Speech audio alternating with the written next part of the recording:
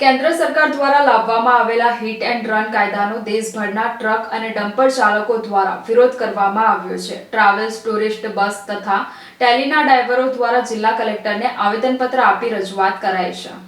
કેન્દ્ર સરકાર દ્વારા લાવવામાં આવેલા હિટ એન્ડ રન કાયદાનો દેશભરના ટ્રક અને ડમ્પર ચાલકો વિરોધ કરી રહ્યા છે, જેનો બીજો દિવસ છે। ત્યારે મુંબઈ, ઇન્દોર, દિલ્હી, હરિયાણા, ઉત્તર પ્રદેશ સહિત અનેક રાજ્યોમાં ટ્રક ચાલકો દ્વારા ઠેર ઠેર ચક્કાજામ કરવામાં આવ્યો છે, જેના કારણે વાહન વ્યવહાર પર પણ અસર જોવા મળી રહી છે। ટ્રક ચાલકોમાં આ કાયદાને લઈને ભારે રોષ જોવા મળી રહ્યો છે અને તેઓનું કહેવું છે કે આ સંપૂર્ણપણે ખોટું છે અને સરકારે આ કાયદો પાછો ખેંચવો પડશે।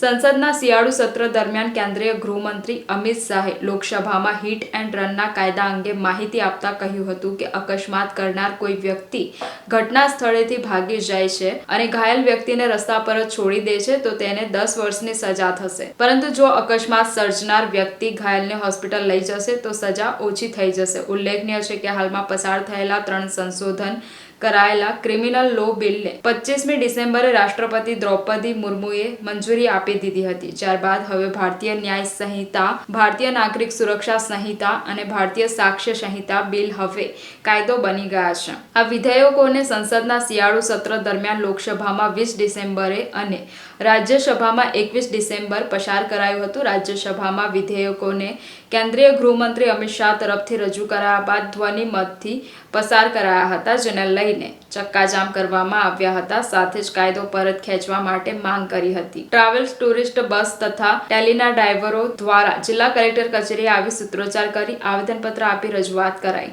અમિત શાહે જે હિટ એન્ડ રન કેસમાં 10 વર્ષની સજા અને 7 લાખ રૂપિયા દંડની જોગવાઈ કરવામાં આવી છે, એ કાયદાને લઈને અમે કલેક્ટર સાહેબને રદ કરવા માટેનું નિવેદન લઈને આવ્યા છે અહીંયા। બસ આ હિટ એન્ડ રન કેસમાં જે 10 વર્ષની સજા અને 7 લાખ રૂપિયા જુર્માનો છે સાહેબ, એ બહુ ડ્રાઈવરોને બહુ કઠણ પડે એવું છે, એટલે એ રદ થાય એ માંગણી લઈને અમે કલેક્ટર સાહેબ પાસે આવ્યા છે। હવે અમારા બધા ડ્રાઈવર મિત્રોની આ એક ખાસિયત વિનંતી લઈને આવ્યા છે કલેક્ટર સાહેબ પાસે કે ભાઈ અમને જે આ કાયદો લાગુ પડ્યો છે કે 10 વર્ષની સજા અને 7 લાખ રૂપિયા દંડ, તો અમારે એ વિરુદ્ધમાં અમે કલેક્ટર પાસે આવેદનપત્ર લઈને આવ્યા છે કે એ કાયદો અમારા માટે નીકળી જાય।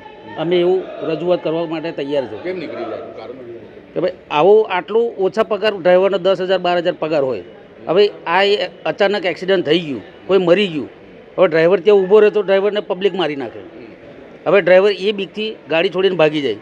હવે એ વસ્તુ માટે એવો કાયદો બનાવ્યો છે કે ડ્રાઈવર ભાગી જાય એના માટે 10 લાખ રૂપિયા દંડ અને 10 વર્ષની સજા અને 7 લાખ રૂપિયા દંડ, તો ડ્રાઈવર અશક્ય છે।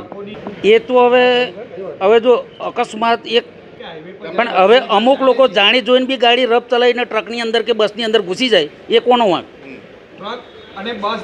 અત્યારે એમને બસ અને ટ્રક માટે જે નિયમ કાઢ્યો છે, અત્યારે 4 વ્હીલરવાળા 120-130 સ્પીડમાં ચાલતા હોય છે, રોંગ સાઈડ ઓટેક મારીને ટ્રક બસની ઓટેક મારે છે, તો એ વાંક કોનો? ડ્રાઈવરનો ખરો વાંક છે ને? 10 વર્ષની સજા।